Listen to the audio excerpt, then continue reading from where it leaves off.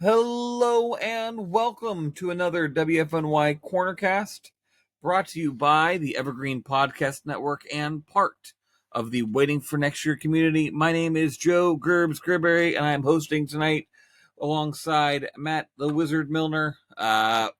We are now we're deep into the postseason. We have the wild card round is over for two series, and nearly over for a third. And it turns out somebody hit the "Oops, all AL Central" button. I know. It's AL Central supremacy all of a sudden. Wow. the Mets are up on the Brewers as of right now. By the way, as we are recording this, so it is only the third inning, but we could see the Brew Crew out of it. I don't know what did New York win last night or Milwaukee? New York won, so okay. So they're putting the Brew Crew on the brink, and then Atlanta's on the brink if they lose to the Padres tonight. Right. So which makes sense.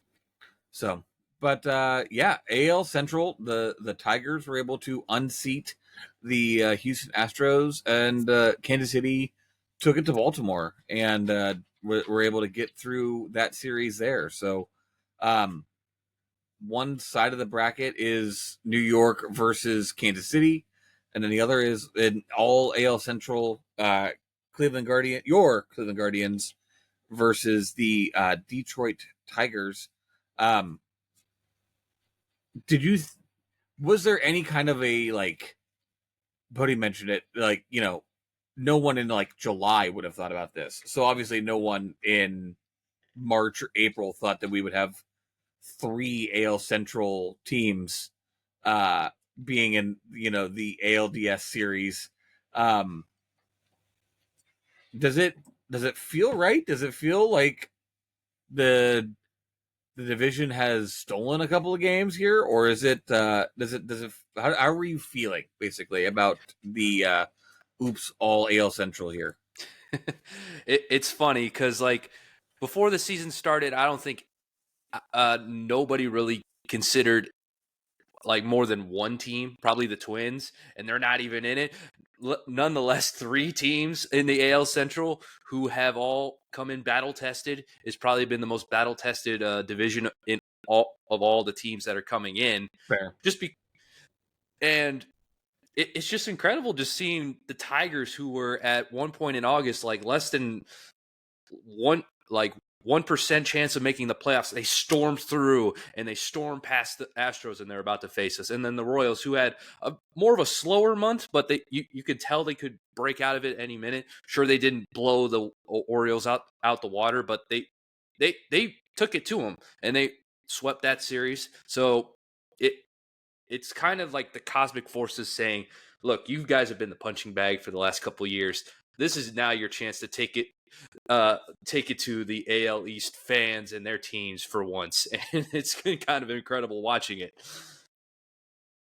Yeah, for sure. I never really thought that. I mean, I predicted Cleveland having 92 wins, and guess how many wins they have? 92 on the dot. 92 on the dot. I know. Thanks to the rain.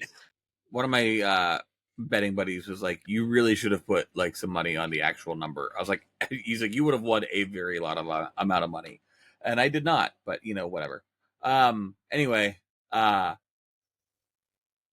digress. I did expect Cleveland to be in the playoffs, as I said early on in the year, and then, but yeah, Minnesota was the ones that we were worried about for a while, and obviously that did not come to fruition here. So, it is just funny that the way things go, the way baseball manages it all here to go out, and I'm excited for this playoff series. I think Cleveland has a good edge, especially being at home. But for a team that won 92 wins, I'm not sure how many people are actually expecting them to I wonder what the odds are. I actually did not look up the odds for winning the division. I will look that up while I throw it to you. But um, yeah, if you go on Fangraphs and look at the AL Central playoff odds, the Sarah Lang we of all wees goes the the shot that Detroit makes at the end of the year as September hits, while Minnesota just falls off a cliff. Um, but yeah, it's something interesting here as to what is happening. And I also think for this series, it's a Cleveland and Detroit is a series of two teams that do very similar things, where Detroit gets to their bullpen just as quickly as Cleveland does. I think I saw a stat today that there was no team that got fewer starts of 5+ innings from their starters than Detroit. It basically is like Tarek Skubal pitches 7 or 8, and then everyone else is like out by the fourth, which is kind of what Cleveland does. Like everyone's pretty much out by the fifth. So I was surprised that Detroit was the height of that one, but whatevs. Uh, Go ahead and look. Tell me how you feel about this series for Cleveland. What are the odds? While I look up the actual like betting odds here. Okay, so yeah, to your point about the Tigers being very similar to the Guardians, the Tigers are basically playing a very similar game to the extent of they use their bullpen as much as possible. They run the bases very effectively, despite the fact that they don't have a lot of guys with high steal totals, and they field well. They do a lot of the right things. And if you have been paying attention to this Tigers team in recent history before this year, this was how they were always against us. No matter the record, they always played us well. Whether that's the AJ Hinch effect of like, we want smart players, no matter the talent level, they played smart. They always played you tough. And so in this series, I expect a very tough series. It's going to be one that is going to be grinded out at bats. You're going to have a lot of tough ones. Like, you're going to have timely hitting in key spots, because both bullpens are very stingy. Of course, ours is the best bullpen in the league, and they're not too far behind. So it's going to be one that it's going to be you're going to be clutching your butt cheeks a little bit through moments, because it's going to be some scoring droughts at some times. You might have to execute on the small things, sack flies, hit and runs, all those different things to get runs, because they will make you earn it. And same way with us, we're going to make them earn it. So it's going to be a tough series. I don't expect it to be a sweep on the Guardian side. It's going to be tough. They maybe get 1 or 2 and maybe go to 5. I wouldn't be shocked. So that's kind of my observation of this series going into it. I'm not sure I wanted to go 5. But yeah, it's not what you want, I guess, is where we're at. But yeah, I'm trying to find. I can find the. Okay, here we are. Series winner. Cleveland is -120 for the ALDS on DraftKings. Um, Yankees are -200.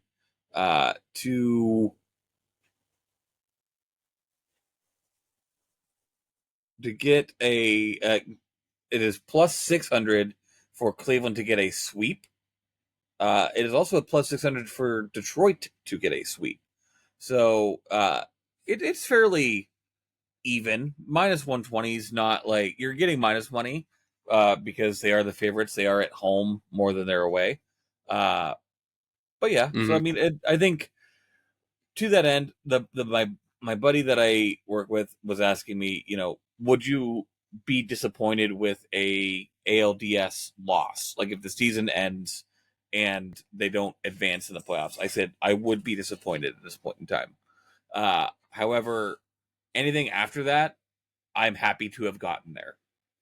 So as far as like, obviously, if we get to the ALCS and lose out to the Yankees or the Royals, um, I'd be I'd be a little frustrated if it was the Royals that we lost to, but I don't think I would be as frustrated if it was the Yankees.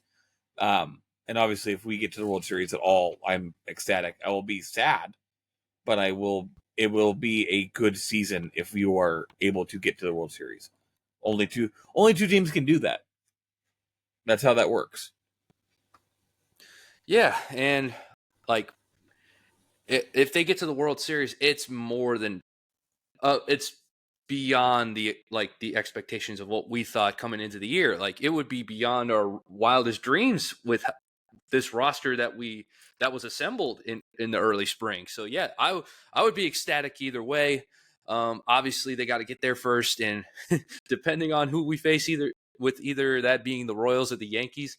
But I agree. I'd probably be more frustrated with the Royals just because it's a division rival, Right. and this is one of the few times in this division's history that you get to face the Tigers and Royals in this setting. So Right. you know somebody's going to hang this over your head if your team wins. So I for sure agree with you. Yeah. As far as matching up the teams, Cleveland played Detroit 13 times this year. They were 7-6 in those games. They actually had a negative run differential. Cleveland only scored 50 runs and gave up 60. So there was some negative, some unbalanced games there. They might have blown them Mhm. out a couple times. As far as Kansas City, just looking ahead, 5-8 against Kansas City this year, 51-60, and obviously New York 2-4, 22-37. So they do not. Detroit is the only team that is left in the AL that they have a positive record against, and even then they have a negative run differential against any team that's remaining. So, And the funny but thing is, it might not matter. It it might might not not matter. matter. This team has been so amazing. I don't know what the stats are because I remember what they were, 2 weeks into the 2 weeks left of the season, but there's something along the lines of like 90-1 or something like that, or like 60-1 if they're with a lead into the sixth inning.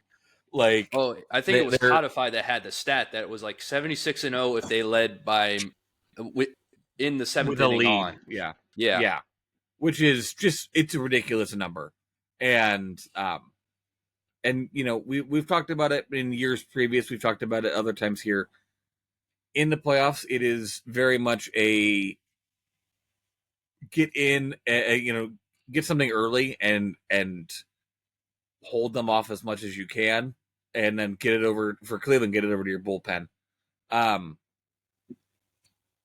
so let's go. I want to go over the postseason roster a little bit. We've done this. We did this last week. I brought it up in Discord what we can expect to see on these rosters.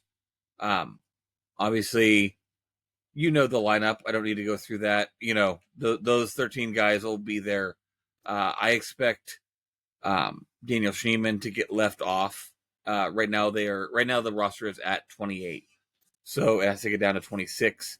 Schneemann as the bat, I imagine, will be left off. They'll probably bring Angel Martinez, uh, Austin Hedges, and David Fry. I don't imagine having any of those guys off the roster. Um, the only other ones I would question it would be maybe Jean Kennedy Noel if they wanted to bring in, if they wanted to have Sheeman for whatever reason. But I think they like Noel as a right-handed bat off the bench for late in games. He can platoon with Brennan basically. Lane Thomas will be your starting center fielder. And then Angel is obviously somebody that can play left or play in the outfield somewhere. The Angel has played center field for this team, so in a late innings situation, you could put Angel in center and Lane Thomas in right field or something along those lines. Mm-hmm. As far as the pitching staff, we've kind of gotten there was a Zach Meisel piece that came out today that talked about the bullpen being the crux of the team, and kind of went a little in depth on guys like Andrew Walters and Eric Sabrowski, kind of hinting at them making the postseason roster. Um, friends of the site GV Artworks have posted that Sabrowski is going to be at a meet and greet with fans for the playoff team. Spoilers. So yeah, Spoilers. it looks like Sabrowski's on there, and he should be, truly, honestly. Like, one, he's performed. Two, like, roster mix. He's a lefty out of the bullpen. Heron is the only other lefty that's there, and I think they Not like counting using. Cantillo, but he's a starter technically. So Right. We don't know what the plan will be for Joey Cantillo or Gavin Williams at this point. I almost said Gavin Floyd, which would have been a very weird name, but it's Heron and Sabrowski as the like true left-handed relievers in the bullpen, which makes sense. You like having that extra lefty, and Sabrowski has been a big like they'll ask him to go like 1 2/3 innings. But Andrew Walters also seems to be on there, and there was a lot of talk in that Meisel piece about some of the Fry and Hedges were seeing him in spring training and saying like, "Oh, this guy's good." So he expects to be there. For me, I think Alex Cobb is the only real question mark as far as health. If he's healthy, he's there. mm-hmm. I don't think there's any question on that regard. But Walters and Zabrowski, there will be fighting with like Nick Sandlin, Eli Morgan, those names making up the back end of the bullpen. Um, are you good with those as we've discussed in Discord? Do you think we go into a postseason without Eli Morgan or Nick Sandlin on the roster and in for those two rookie relievers, Andrew Walters and Zabrowski, respectively? It wouldn't surprise me just because I think with those two, there's more upside. With Sabrowski, there's obviously likelihood because obviously you want another lefty to match up against the left-handed batters in the lineup with the Tigers. And with Walters, I mean, he didn't allow a run. He's shown glimpses of why he's been so highly touted in the system. And so if we're just going on upside here, I wouldn't be shocked if they were on the roster and then they left off like Sandlin or Eli, just because like Eli has been helpful, but he is kind of the lesser of this bullpen, and Sandlin has had his issues. So I wouldn't be shocked if like Sabrowski and Walters were added just because of the upside that they bring. Yeah, they're a little bit more shut downy bullpen guys as opposed to Sandlin, who is a like give you innings kind of a guy. Like we need somebody Very we need someone to streaky, float us. Yeah, Eli is more just like your traditional sort of mop-up guy. He has more upside than that, but he can be the guy that can give you innings. Sandlin is like an old school matchup side armor. So he like because of how streaky he is, because he doesn't throw the hardest, and because he has command issues at times. I imagine they're thinking, "Hey, well, we'll maybe you maybe step out for this one, and we'll take it from here." Right. What would your rotation look like? We got word today that Bybee is going to start game 1. What do you expect As he to should. be as he should? 100%. No questions, qualms about that one. Do you think it'll be Matthew Boyd? Do you think it'll be Gavin Williams? Alex Cobb? You said it, but we do think both of us will agree that Joey Cantillo probably is going to be a bulk reliever after at least one of those guys, whether it be Boyd or Cobb. But do you think out of the three, who starts game 2 for Cleveland? Boyd, Gavin, or Alex Cobb?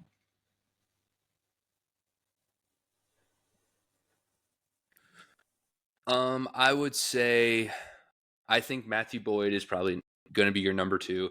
Gavin, That's the thing, because on Sunday they were going to give him an opportunity to see how he would feel about relief, but because it got rained out and they canceled the game, we're not. I wouldn't be shocked if he's the number 3, but you maybe give him a shorter hook just because you're not quite sure confidence wise where he's at. Like if he's on, he's on. Keep him out there. But like if say first time through is good and then he's starting to like he's not quite there yet, and then you can kind of pull the hook for him, I would say. Right. Yeah, I think I do like the idea of Boyd and Cobb give you those like veteran innings. And you also still like you're gonna go in probably with Ben Lively on the roster as well. Mm-hmm. Who will, come out of the pen. Meisel had a piece actually that when they contacted Lively over the offseason, that's what he thought he was going to be doing, was relieving the like 2 to 3 inning long man kind of a thing. So and he's worn down a little bit as the season has gone. So it's not completely out of the, it makes sense that Ben Lively would start to wane a little bit and be a guy that they look for, 2 innings. If, any starter, even Bybee, if somebody runs into trouble, you're getting, Lively up and having him go through the lineup once, Mm-hmm. whether that be 2 or 3 innings, however long it goes for. But yeah, I like the plan, and that's Cleveland's plan. That's going to be Detroit's plan as well, as we said. Um, no one on the Tigers only had 4 guys go over 100 innings this year, pitching It's wise. remarkable they're even here. Oh, Um, to that end, take a guess as to how many Cleveland had.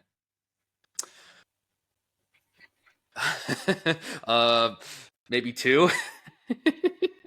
There were 3 guys that pitched over 100 innings for Cleveland this year. One of those being Cookie Carrasco, Oh, which is Cookie. That's who I hilarious. couldn't think of. Like, yeah, I mean, obviously it was Tanner Bybee, Ben Lively, Carrasco got 103. Logan Allen actually pitched 97 innings for the team. Um, but everybody else 75. Pedro Avila 74. Jesus. Gavin Williams got 76. He's So the back. yeah, just a crazy season for Cleveland. Um, Absolutely insane. That this is the life that we leave, that we like, the life that we lead as a Cleveland fan. Life on the edge. That's how we are right now. Only 3 pitchers threw for over 100 innings for Cleveland. And one's not even on the roster anymore. And That's one, crazy. yeah, he's in the org, but he's not on the roster. So, but yeah, that's the plan. That's the game plan. Get through lineup, hopefully twice, and get out before you get hurt, and try to punish their starters as much as you can, and get to their bullpens, because Detroit is one of the few teams that have a better bullpen. Have not a better, a bullpen that is close to what Cleveland has. Yeah, I would say so. They're comparable. Not as deep, but it's comparable, I would say. So, but yeah, like you said, obviously Tarek Skubal is going to be the one that's hovering on the series. You like if that's a game they're going to try to take advantage, that's one.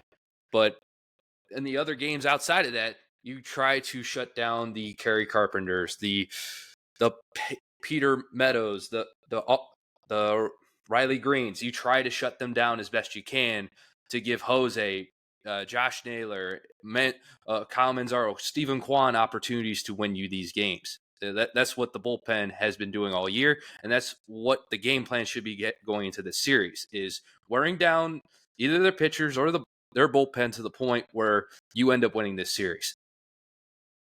Yeah, and Cleveland is a team that can do that. They have shown that, even Scooble to a point. He only faced Cleveland once this year.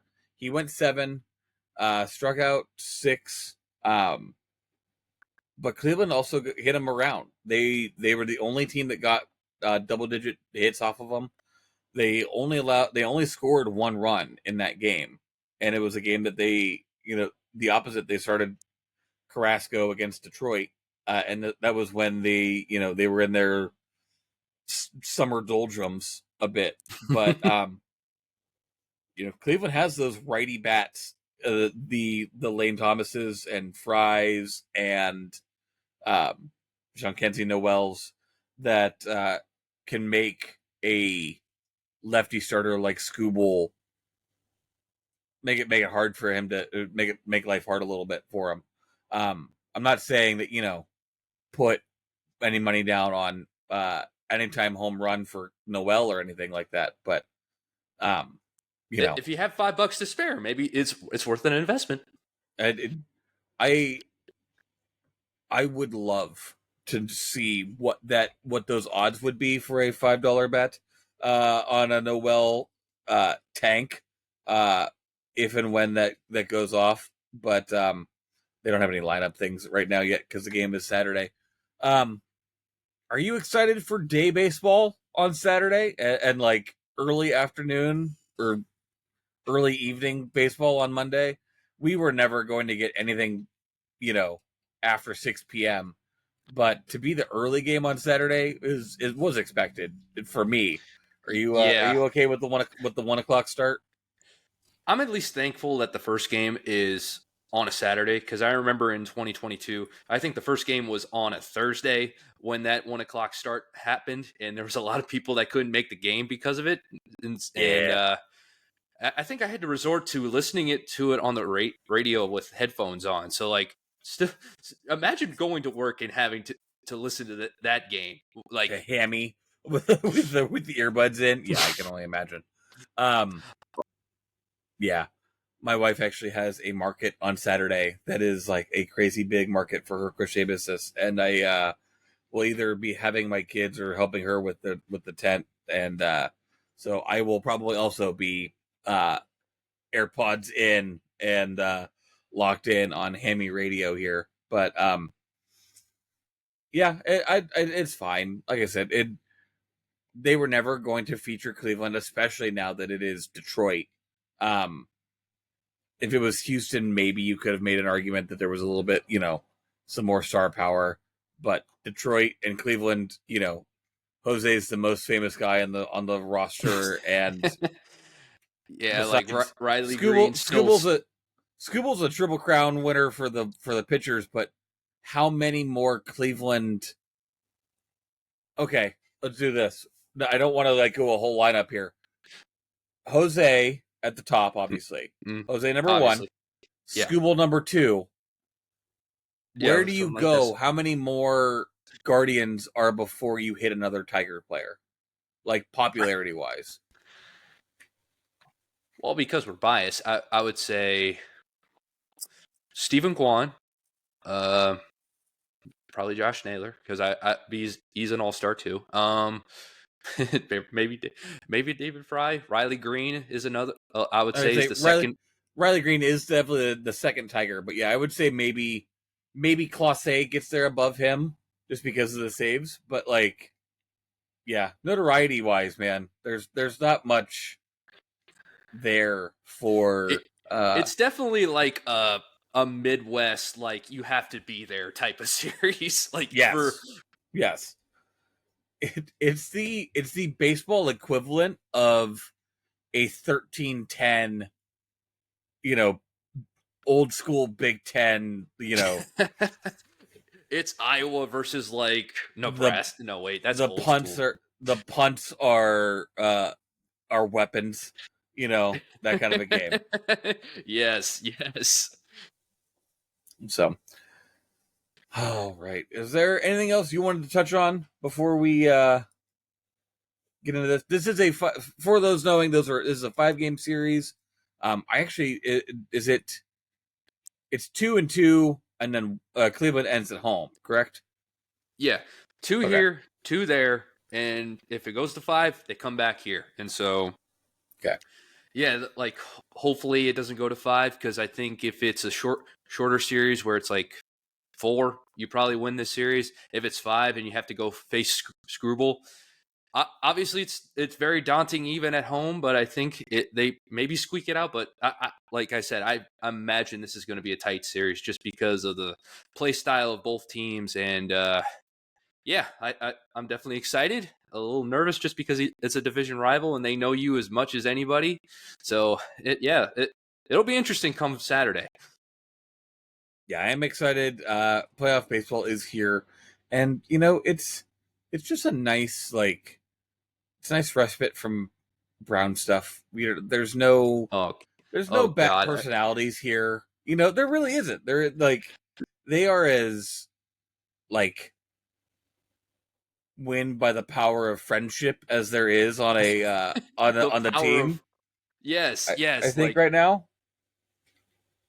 So I would agree because like, man, especially when they came into this year, everybody had such negative vibes because of the bad taste they had from 2023. It like the turnaround that this team has with mostly the same roster.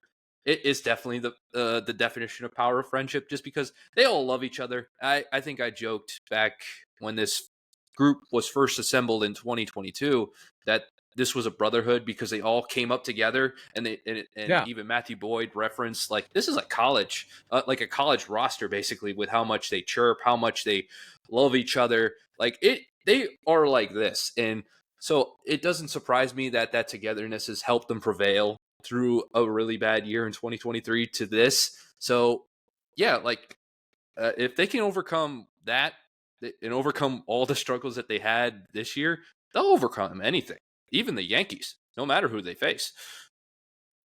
yeah. It's one of those where you hope you take care of your business and hope the other side goes to 5 to not have to worry about Garrett Cole for the Yankees or Cole Reagans for Kansas City. It'd be nice to not have to deal with all that, but not that we'll those are chickens that haven't hatched yet, and we're not going to do that. But uh, as we're looking at it, just to finishing up before we get out, New York is still leading 3-1. Atlanta and San Diego have now been tied up. It is 1-1. So top 5, Mets could possibly sweep the Brew Crew, which would be a pretty big win. I mean, Milwaukee came in as a division champ, so that's Yeah, that would be another favorite that would have been knocked out, because yeah, they were cruising most of the year in the NL Central, and like unfortunately that they are in a they've been in a funk every time they've entered the postseason. So if it's the case, that's like the 3rd or 4th year where they just get bounced, yeah, which is unfortunate for them. and But it would be the second division winner that got bounced. But um, we'll see where we're at. We'll be here on we'll be here next week sometime. Hopefully not giving a postmortem and yet giving you a advance on what the ALCS will look like for Cleveland. But for myself, for Wizard, for Jose, and the Eric Sabrowski and Andrew Walters that have seemingly made the playoffs list. So we'll and the see, power of friendship. and the power of friendship. So we'll say, go Guards, Go Guards. go Guards.